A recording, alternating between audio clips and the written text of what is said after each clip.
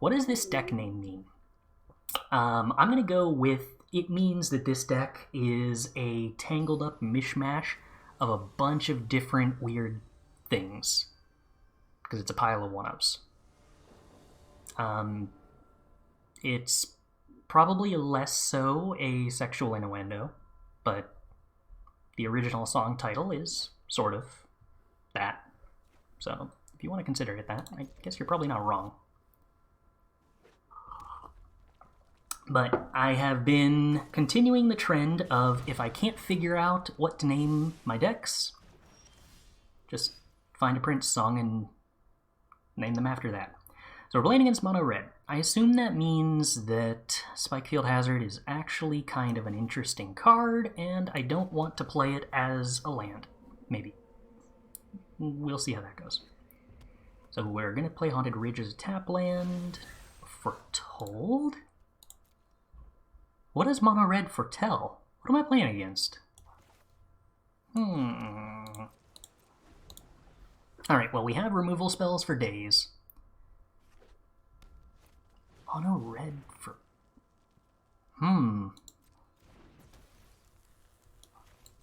Alright, start off with a Power Word kill, I guess. I'm not sure what we're playing against.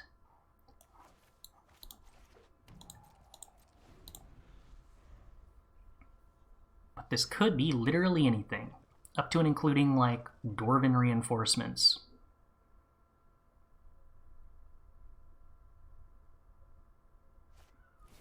Magic Missile. I don't actually care about taking 3 damage. I could divide by 0 this. I guess I don't know that they have anything more expensive than that dividing by 0 is worth doing. So I guess I divide by 0 that for tempo? Maybe? If they recast it again, that's a pretty good opportunity for me to play Unexpected Windfall without getting punished too heavily.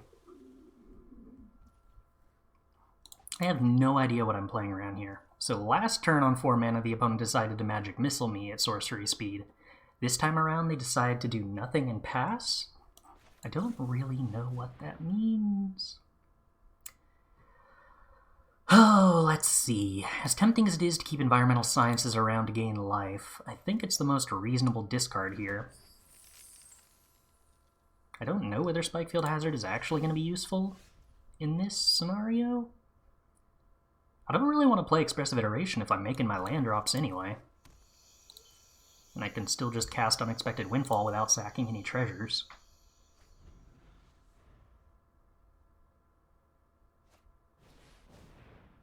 Okay. More 3/3s with haste. I suppose that's theme for a deck. Let's start by Unexpected Windfall, probably discarding Spikefield Hazard, because everything else is a good removal spell. And then we can Infernal Grasp the Arnie. We got an Epiphany, we can take some turns. Just a matter of finding Galvanic Iteration now. We do have that in the deck, right? Because we didn't, like, find that all of last game either. Alright, let's just dig as fast as we can. Divide by 0 seems excellent. Land drop seems good. I can Behold the Multiverse to find a Galvanic Iteration if I need to, or I can do something else if we need to. I'm still not entirely certain what the opponent is doing here. Okay.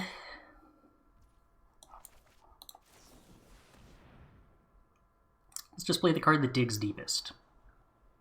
I guess Alrund's Epiphany isn't Galvanic Iteration, but it is Alrund's Epiphany. I think we're just digging to Galvanic Iteration. Second we find one Galvanic Iteration, I think we win this. And we found a Galvanic Iteration. Okay, so 7, 3... 6 and 5. Let's foretell Alrund's Epiphany, because we can cast 3 of them next turn, and that's pretty much guaranteed to be lethal. I think that's slightly better than casting 2 now. Oh, they could be Demon Bolts, that's true. But that's kind of a weird card for mono red to be playing, in that it's not aggressive. You can't point it at face.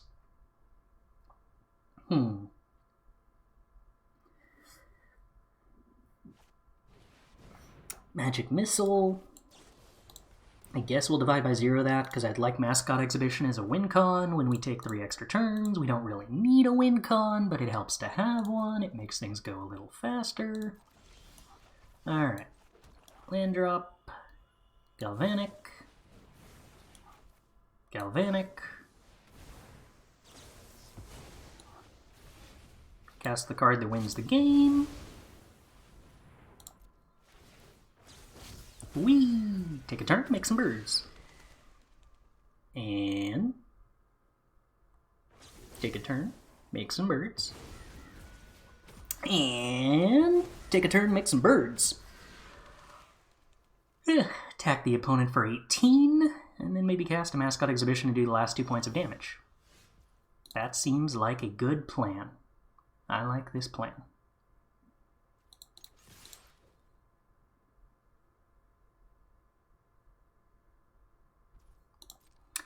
Opponent has no immediate response to the plan.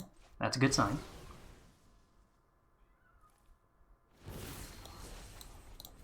Make sure we don't miss our land drops in case for somehow, with 1 mana, the opponent manages to wipe our entire board.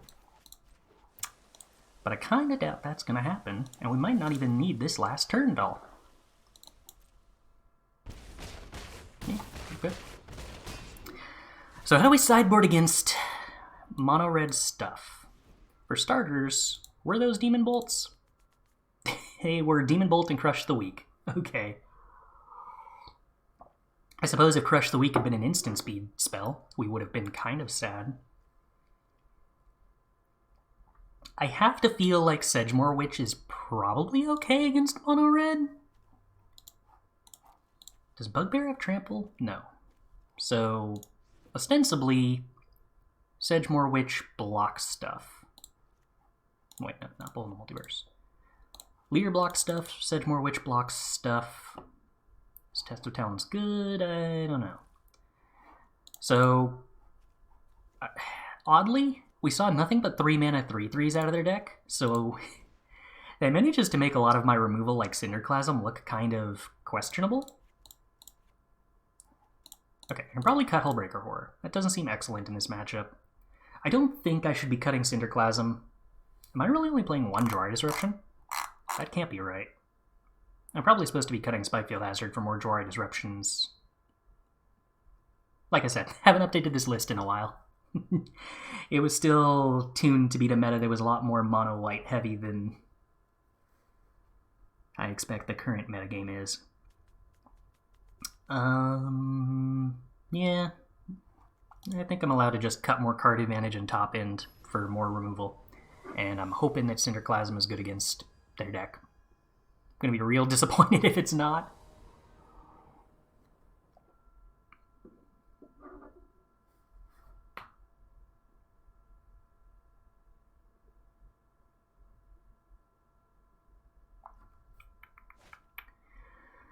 Well, if they have a lot of removal in 3/3s, then I'm just going to lose. But I'm going to keep the hand that wins against what I've seen most mono-red decks looking like. Okay, burn spell to face, Scry. That's a burn spell that doesn't hit Sedgemoor Witch, so that's cool. We have enough Spikefield Hazards to accomplish what? I don't know. But in general, we have enough.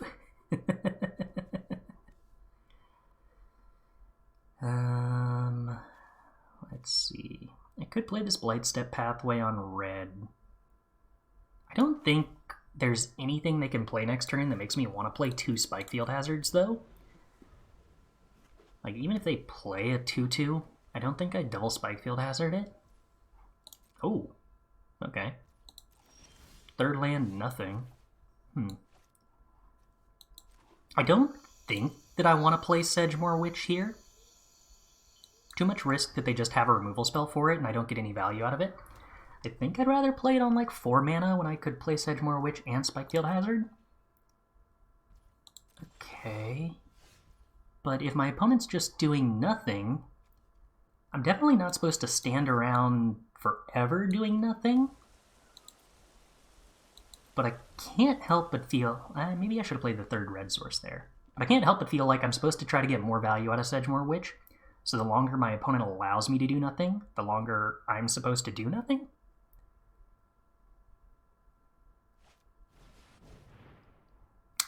Okay, Goldspan Dragon is actually a pretty big problem. I don't have a removal spell for that.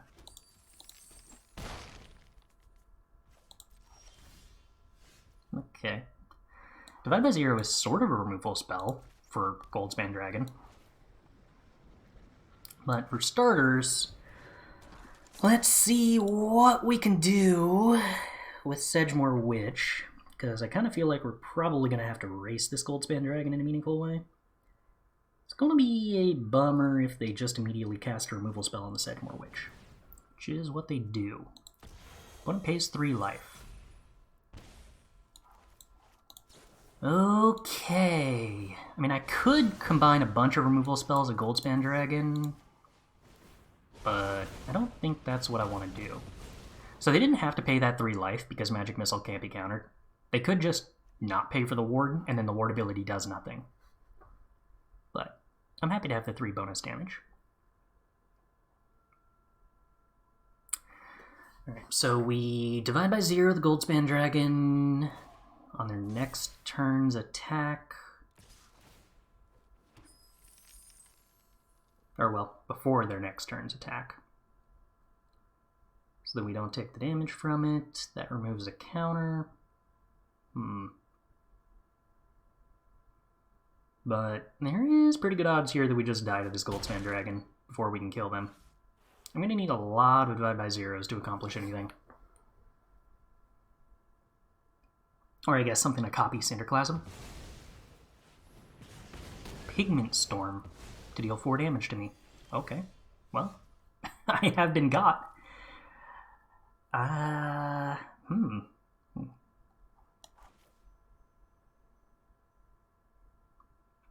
guess I unexpected windfall here, because I don't think this Cinderclasm is accomplishing anything anytime soon. We find lands, which isn't ideal. So perhaps I'm actually not supposed to be playing Sedgemoor Witches if my opponent's top end is Flyers, depending on how many Goldspan Dragons they're playing.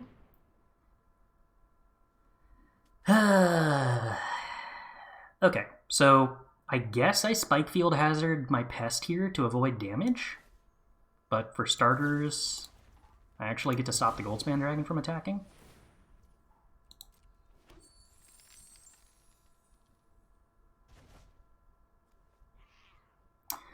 I can play Mascot Exhibition, which gives me a blocker for a Goldspan Dragon for a turn, which may or may not matter, and a clock. I guess Mascot Exhibition ends up being pretty decent if I top deck an Alrund's Epiphany.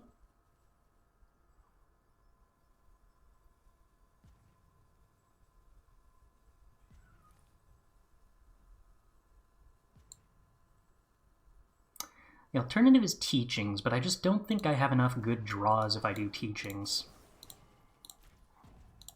Fortunately, we don't gain the 1 life here because we actually exile our Pest token. We could Rummage, that's true, but I think playing Mascot Exhibition is stronger than that. In that, depending on how my opponent plays this,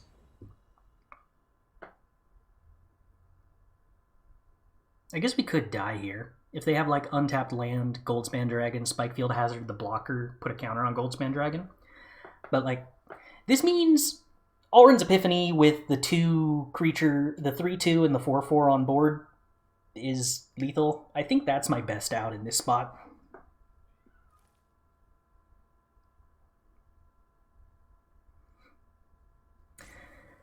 The Expressive Iteration is nice. It means I also get to dig towards a removal spell. Okay.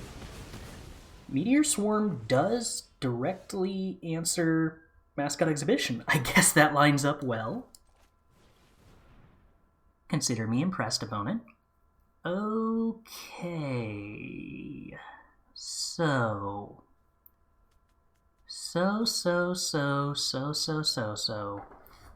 this hand is good.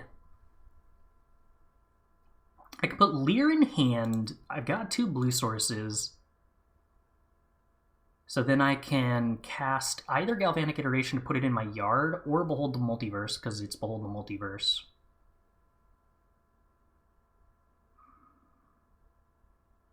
Oh, no, I'm 1 blue source short of playing the Leer this turn and holding up Fading Hope, huh? I don't have any other spell that would be useful against that Goldspan Dragon. So I can't play Leer this turn, but it is the one I want in my hand, I'm pretty sure. I think I'd rather cast Behold the Multiverse this turn than Galvanic Iteration.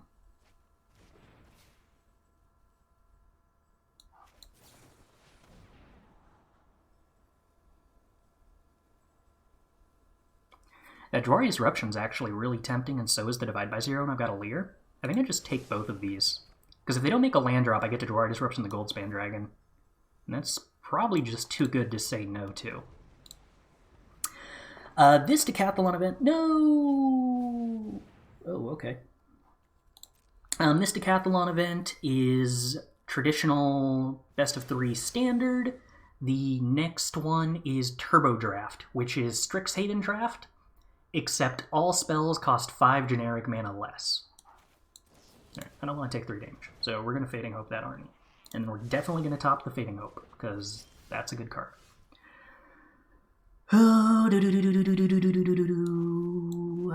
Can I play this Leer this turn and only have 1 blue spell as a follow-up?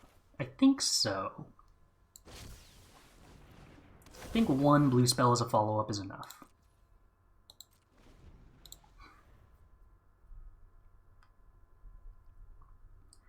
It's possible that they, like, kill my Leer here, burn me a curse, deals 5 damage to target creature and 2 damage to that creature's controller. Okay, well, you can definitely put that 5 mana spell back in your hand, opponent. Normally, Divide by Zero is not, like, stellar against red decks, but I guess it's good against a red deck where all of my opponent's spells cost 5. Now, Environmental Sciences gets to gain me, like, 4 life. Do I do that? I think I do that.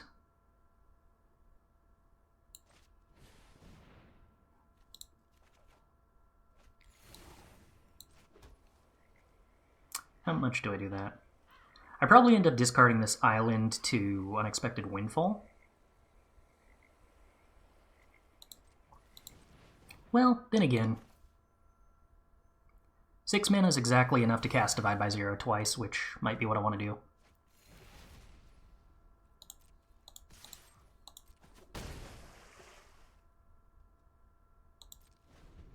That might not be the best line, but I think it's still a winning line. Okay, opponent has a 3/3. They can definitely choose to play that into my Fading Hope. I'm not scared by that. Demon Bolt on the Leer. Well, they were kind enough to play the Arnie first, so we know that they can't recast this Demon Bolt, which I think means I just wind up Divide by Zeroing the Demon Bolt. Might as well get Teachings of the Archaic, I guess. Probably was better to loot, but why do that when I can have more cards? Don't really want a Spikefield Hazard.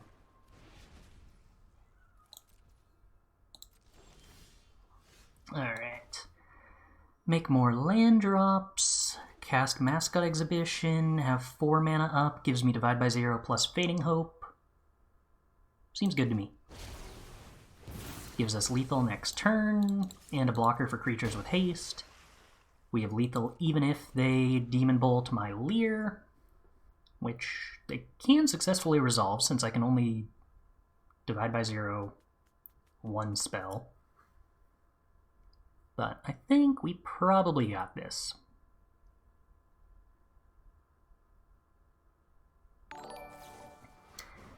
Ooh, going for the 4/4. Interesting. Alright. Sonic MTG, thanks for the follow. Glad you're enjoying the stream.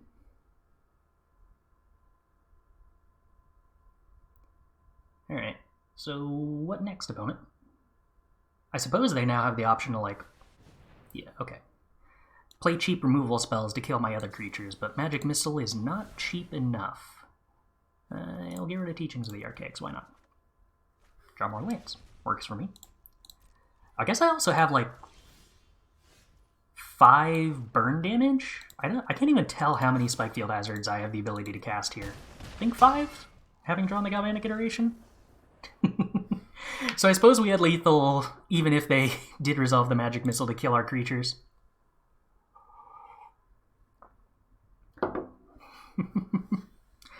Well, that was different. Those kind of matchups are always the ones that scare me.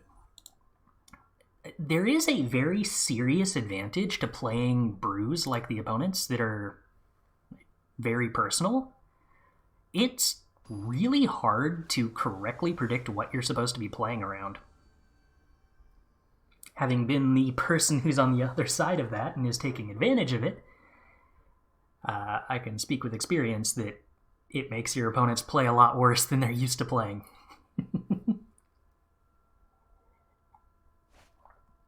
Okay, 3 lands, colors mostly under control, not that we have the ability to kick the Cinderclasm, but it's very difficult to ever say no to 3 lands plus Divide by 0, assuming that the lands are capable of casting the Divide by 0 at all. Seer Step Pathway means most of the time is it Splashing Black postboard, but could be some sort of red-black aggro deck, but does in fact appear to be is it Splashing Black postboard, which life's a little awkward because we are on the draw, and that is always the worst place to be in this mirror. But our hand is pretty decent for a game 1 hand in the mirror.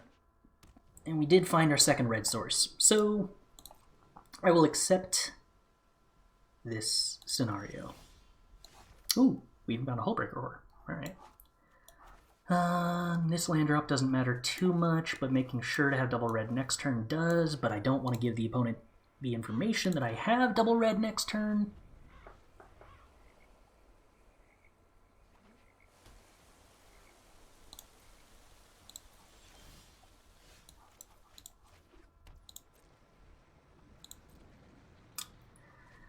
Alright, that's the turn where opponent jamming Unexpected Windfall would be painful. Thankfully they chose not to. Now life gets awkward, especially because they foretold that. I kind of have to cast an Unexpected Windfall here because missing this land drop isn't acceptable. If they felt... We're in one of 2 scenarios. Either the opponent foretold that and just, that's a huge mistake, they can't. Or they have Test of Talents. And if they have Test of Talents, I'm in trouble, because Test of Talents on the Unexpected Windfall makes this hand sort of horrific. If it's just Jwari Disruption, then I'm okay with that, because then I have the second Unexpected Windfall. If it's nothing, and they just absolutely weren't supposed to foretell that card, then I'm, like, super duper miles ahead, very happy. Play this on red in case we want a Galvanic Iteration Unexpected Windfall here. Actually, considering that they couldn't counter that other Galvanic Iteration, or the other Unexpected Windfall, I'm probably supposed to Galvanic Iteration Unexpected Windfall at sorcery speed, just to make sure those resolve and go up on mana as much as possible. I have enough mana to cast the Divide by 0 on their turn, but other than Galvanic Iteration Unexpected Windfall, there's nothing too horrifying that they could be representing here anyway. Oh, okay, it's just a Behold the Multiverse that they foretold. Yeah, Behold the Multiverse, it's kind of weird, because your first instinct in this kind of matchup is to foretell it as soon as you can. But the amount of mana that you're representing on a given turn means a lot. Like in that situation, I wouldn't have played my Unexpected Windfall if they had 4 mana up. Even if they had 3 mana up, I would have been forced to in this position because I had no land drops.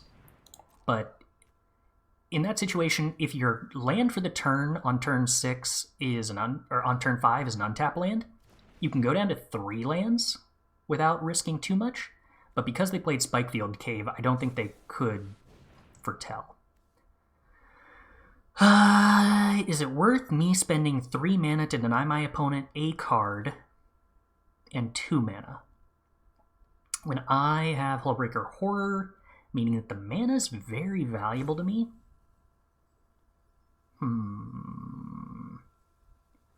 It's tempting to just let this resolve.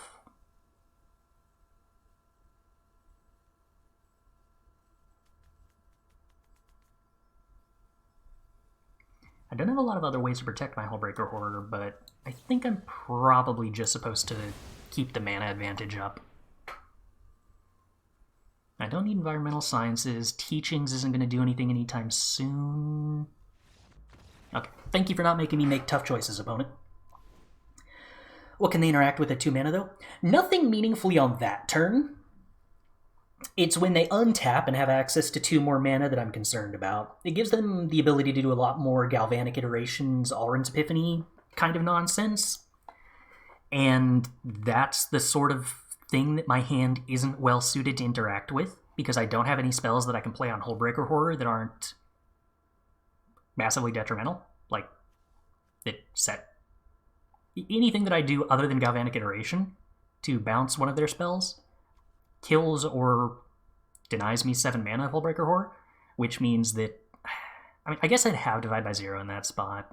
Maybe the 2 mana is not a problem, but yeah, I don't know. It feels like that's the scariest sequences of events that could happen, and I just don't see it being possible for my opponent to do anything scary if I don't give them that extra 2 mana. It's another of those situations that I'm still like so far ahead that I'm not certain. It's very difficult to tell the difference between a line that puts you 98% to win and 95% to win, I guess. And that's kind of what that situation felt like. Okay, so let's see. Duress, Go Blank, Behold, Test, Disdainful Strokes. We cut Sedgemoor Witch, Cinderclasm, Fading Hopes. Ship it. One of these days I'm going to get to play a mirror match on the play, and it'll be so much easier. I guess the problem with that is I'd have to lose one first. Well, like, we could get a game 1 on the play. This is not a good hand, but it's got 4 lands, so I keep it. I don't get to modify the deck until after the event is over, so assuming we don't lose, I'm not going to get an opportunity to change the deck. But if we do have to start a new one because I lose a couple of matches, then I will attempt to remember to do that. This is not good. I guess I have Disdainful Stroke, so this isn't actually that bad. I just don't have anything proactive to do. Drawing a few too many lands here. The way I'm yielding tells the opponent I don't have any instant speed card advantage. Okay, Expressive Iteration. Did they? Okay, yeah. So they're not super familiar with how the deck works, because you're not supposed to play Expressive Iteration before you make your land drop most of the time. Unexpected Windfall. That is nice. This isn't a very good spot to play Go Blank. No, I guess I'm just not supposed to play Go Blank here, because my opponent could have a Divide by 0 into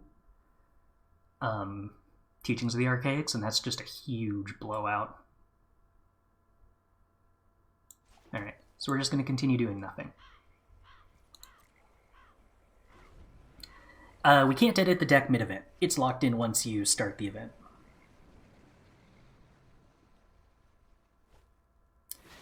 Opponent foretells a card. So I could Unexpected Windfall here. If the opponent Unexpected Windfalls in response, that's fine. If they Test of Talents, it's not the worst. This isn't great, because my hand isn't great, but if what they just foretold is a Behold the Multiverse, I think I'm like so far behind if I don't do this Unexpected Windfall now. Oh, just saw it coming? Okay, cool. Alright. Well then, I would like to go blank your hand, opponent.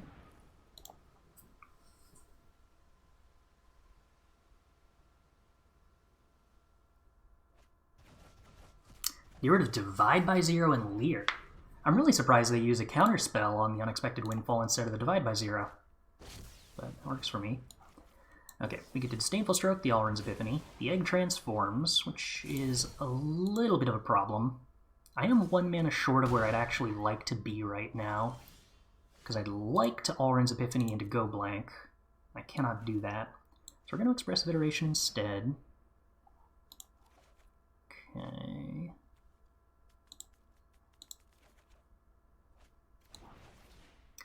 Heartbreaker Horror isn't super impactful here, but we get to play a Leer. The Leer probably dies to the Ashmouth Dragon. So what's the follow-up to Galvanic Iteration? Do they have Behold the Multiverse, or is this just to kill the Leer? Burn down... Oh, wow. Do those have haste? Yeah. I can't really beat that. Keeping in Burn Down the House is pretty questionable, but it does work here. Alright, unfortunately not enough interaction to be found, but we do actually get to be on the play. Alright, I'm excited about that. Think of all the fun we're going to get to have this time around. I actually get to, like, play Expressive Iteration on turn 3.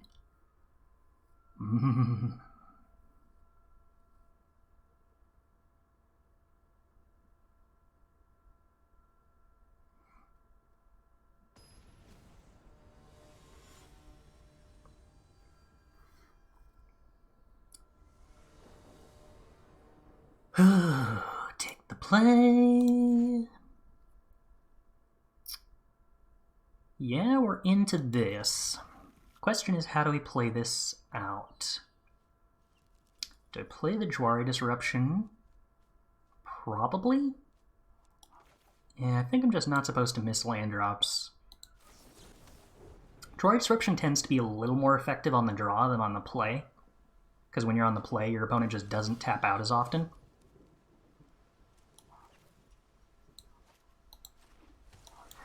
I do get to foretell Alrund's Epiphany, which is a lot worse than being able to foretell a Behold the Multiverse in this situation.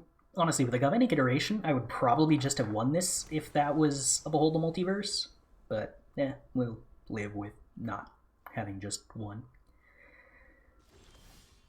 Divide by Zero, nice to see. We are currently missing our 4th land drop, which is a problem. We do need to keep hitting land drops to accomplish anything. Okay, we do find more land drops. That's a very good start.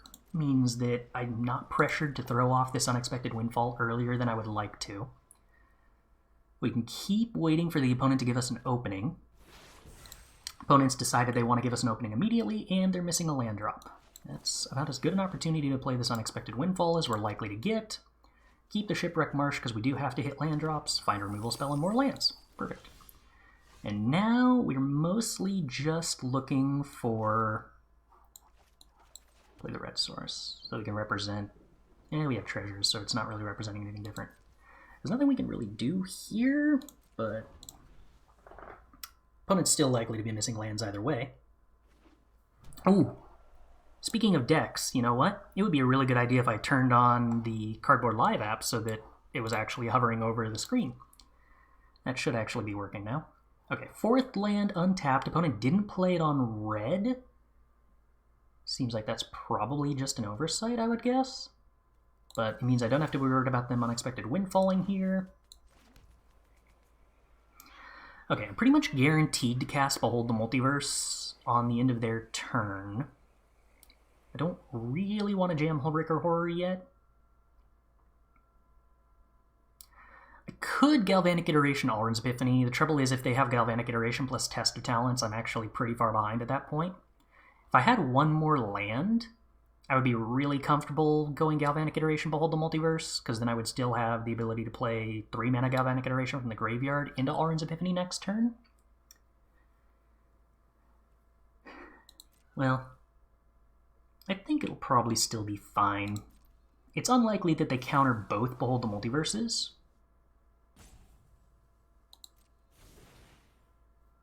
Okay, so they're Galvanic Beholding, which I think means I'm Galvanic Divide by zeroing. My best win condition is still making them miss land drops.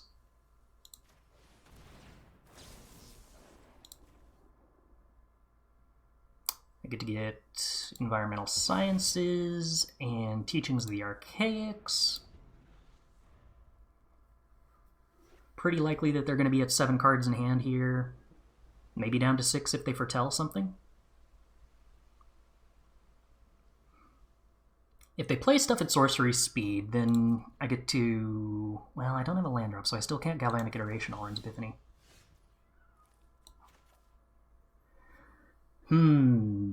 This is a tiny bit inconvenient, but not terribly inconvenient. You want to do something in response, opponent?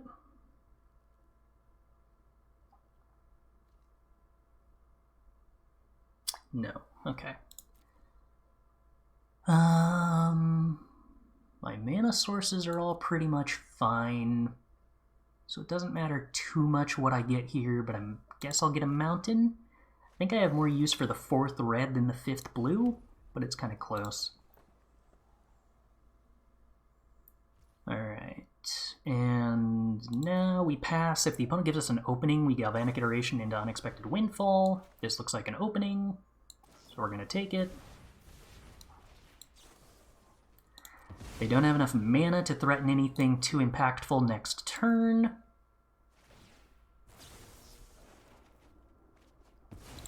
And we go very far up on mana. We have a Disdainful Stroke if we want it. They don't have any Foretold things. I think it's worth Disdainful Stroke in the Behold the Multiverse. They could Goldspan Dragon me.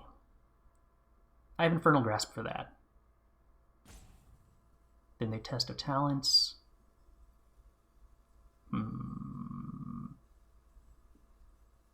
It should be fine. Maybe not Disdainful Stroking there is slightly safer. I think Goldspan Dragon is probably pretty close to the only thing I'm scared of here. So maybe that was wrong, but the possibility of denying the land drop seems pretty tempting there in a way I can't really ignore. Having the Disdainful Stroke as a follow-up to Hullbreaker Horror would actually also be really nifty here. Because the threat is now if the opponent goes Galvanic Iteration into Unexpected Windfall, I'm actually behind. By sort of a lot. And I don't have a good response to that other than firing off card advantage spells. Whereas if I had Hullbreaker Horror, 1 Disdainful Stroke answered both of those. Yeah, I think I actually played that pretty wrong with the Disdainful Stroke. I wasn't getting enough in that situation by countering the Behold the Multiverse, and I created openings for my opponent when they weren't necessary to do. They had a lot of cards already, so the Behold the Multiverse wasn't as scary, but they were missing land drops. So the potential existed that by denying them card advantage, I was keeping them behind on mana. But I think I'm ahead enough that I'm not supposed to take the risk that they just draw a card naturally, and then that doesn't matter. Or that they just draw a land naturally, is what I mean to say.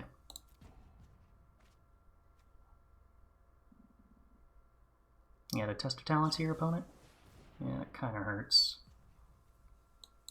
Okay.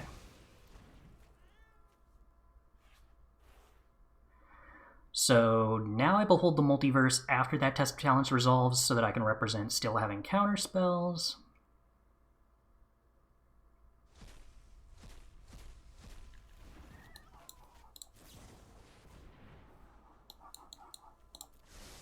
There's no sense trying to represent anything else with that mana since they know that I didn't have any counter spells in hand. Double top. That's not great. I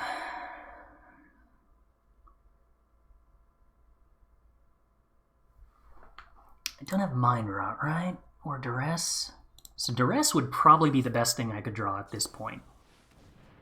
Okay, Unexpected Windfall with no copy is not the worst, but it is pretty bad.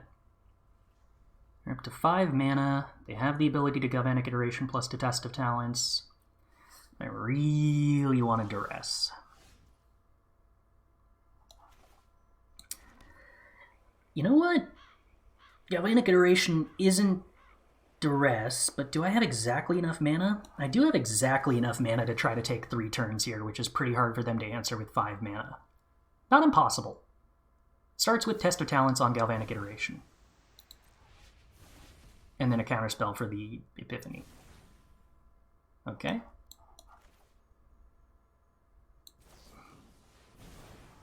One Galvanic Iteration plus a counterspell will not do it.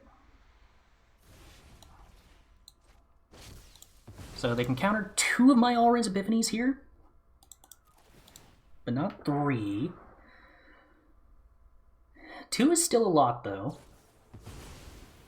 Wow, okay, yeah. If they had Test of Talents, they were pretty much Oh, they also did the timing on this extremely wrong. You gotta let one of the triggers to make a copy of All-Res Epiphany resolve so you have targets. Now we get to take 2 turns, and life is just very hard for them, unfortunately. Yes, we're gonna play Leer. And, oh, right, they exiled all the copies of that from my hand. Bummer. Teachings, Environmental Sciences. Yeah, this is pretty hard for them. If they had done that correctly, I think correctly is that they Test of Talents the Galvanic and get rid of all my Galvanic iterations. In most scenarios, Galvanic Iterations is the best possible thing that you can hit with Test of Talents. It's just super difficult for your opponent to combo anything meaningful together when they don't have any copies of Galvanic Iteration in their deck or graveyard.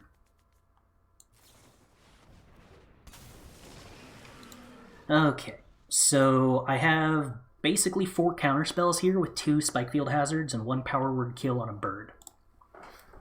Kind of impossible for them to do anything too meaningful here, although they could play like 3 copies of Fading Hope on Hullbreaker Horror, but then they still don't have anything. Okay, so they have Fading Hope on Hullbreaker Horror a ton of times. That will not really do it.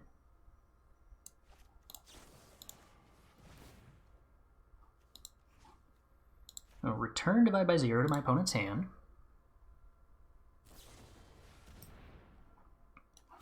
And I will, whoa, cancel Auto Tapper. That is not correct. And I will return Divide by 0 to my opponent's hand.